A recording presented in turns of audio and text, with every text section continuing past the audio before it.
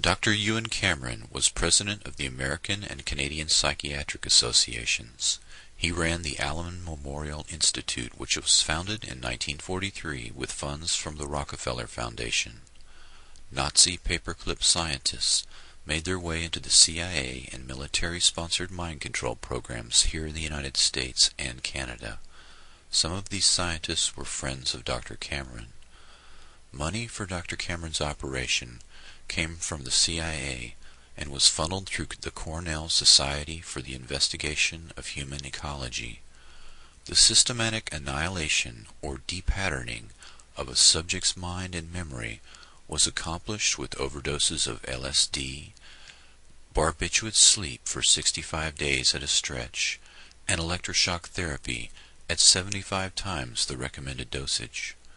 Psychic driving, the repetition of a recorded message for 24 hours a day, programmed the empty mind.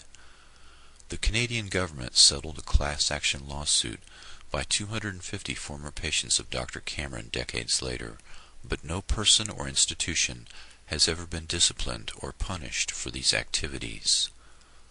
Linda MacDonald was 25 years old in 1963 when Dr. Cameron treated her for mild postpartum depression. She received 102 electroshock therapy treatments, 80 days of drug-induced sleep, and emerged completely depatterned, essentially like a newborn, totally incontinent, unable to state her name or recognize her husband and children. She had to relearn how to drive, cook, read, and use a toilet. Eventually, unlike many of Dr. Cameron's patients, she made a fairly complete recovery. Dr. Cameron was the premier psychiatrist of the 20th century. He had studied Nazi scientists at the Nuremberg trials and later replicated many of their methods and sought their assistance in the race to control the human mind. Dr. Cameron's mind control experiments were one program out of many programs run by the CIA, Navy, Air Force, Army, and others. Although many parallel programs were occurring in the United States, none of them were ever discovered or prosecuted. These programs were run by Dr. Morse Allen, Dr. L. Wilson Green, Dr. Martin T. Orne, Dr. Stephen Aldrich, Dr. James Hamilton, and others.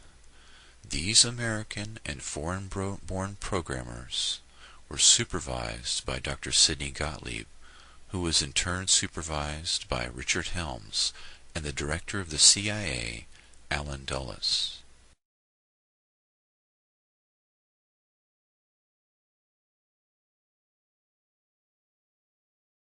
I was tired, I was depressed, my back was hurting. And so he said to the children's father, why don't you go to Montreal and visit this Dr. Ewen Cameron, this famous man who has all of these accolades, and have an assessment. So we went.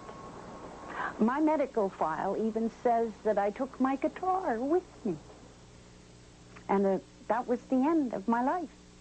Within 3 weeks, Dr. Cameron decided to call me an acute schizophrenic and ship me up to the sleep room. I was in a coma for 86 days.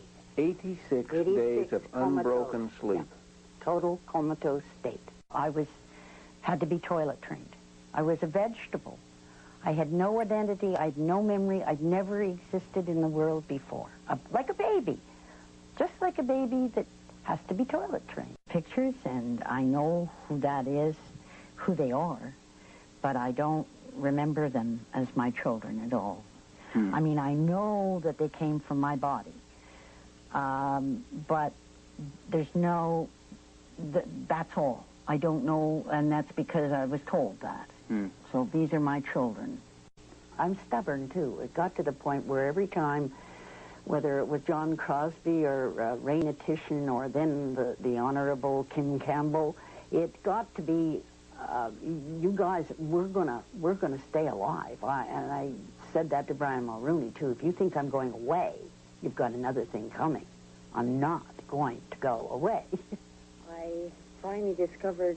Linda MacDonald would hound the federal government for 4 years before finally in 1992, Ottawa grudgingly agreed to compensate her and some of Dr. Cameron's other victims $100,000 each in exchange for signing away the right to sue the government or the hospital.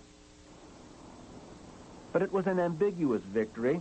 Ottawa refused to acknowledge any wrongdoing at the Allen, a conclusion backed up by a legal review of what happened there. It was an awful feeling to realize when I found this out that the man whom I had thought cared about what happened to me didn't give a damn.